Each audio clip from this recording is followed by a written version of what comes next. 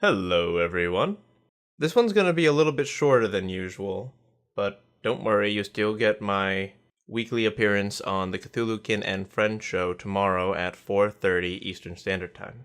Now, on this channel, I have made numerous comments about the day-to-day grind, the monotonous life of an adult, and how that can affect your overall happiness. Well, I found out there's actually a popular way to describe this phenomenon and how doing things you like and sleeping actually can give you the strength to keep going in the working person's life. It is called spoon theory. Now, when I had first heard about spoon theory, I was working a job in a hookah lounge while I was in college, where one of my coworkers, who by the way is one of my best friends and a very, very eccentric individual, was explaining to me why and how he could work a full-time job, drive over an hour, and still have the energy to work another job till sometimes 3 to 4 o'clock in the morning. He explained that his normal job costs him spoons. Working at a hookah lounge, conversing with customers, and smoking hookah gave him spoons back. So the work aspect of the part-time job was in essence offset by the nature of the job itself, because of how much he enjoys spending time with the crew who worked there, smoking and sharing his hobby with others.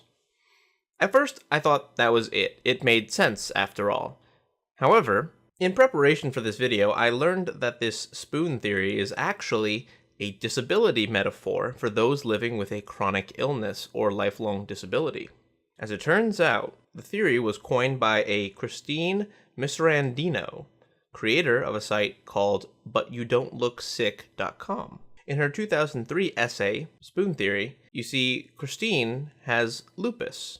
And for those of you who do not know, lupus is a terminal autoimmune disorder in which the body produces antibodies that attack itself, specifically the proteins in a cell's nucleus.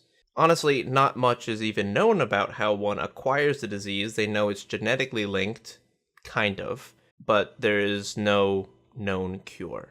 But back on topic, Christine's friend inquired about her living life with lupus, and in a mild panic, Christine grabbed spoons and proceeded to use them to explain her life, her thoughts, etc. The spoon represents energy, the limited amount of energy one with a chronic illness has in a day.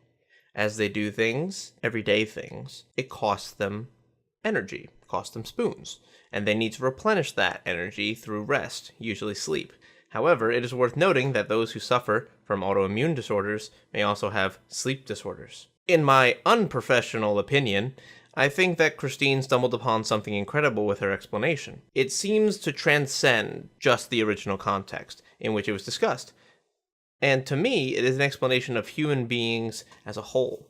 Christine even admitted that her theory might be able to be used to explain living life with a mental illness, such as depression, bipolar disorder, or other such conditions. So it got me thinking about my life living with ADHD and my minor bouts with depression, and my original reaction to the spoons explanation I was given several years ago. In Christine's essay, which by the way all of you should read if you find this at all interesting, linked below, she walks her friend through this hypothetical day in which the friend only had so many spoons, and she had to make decisions based on that amount.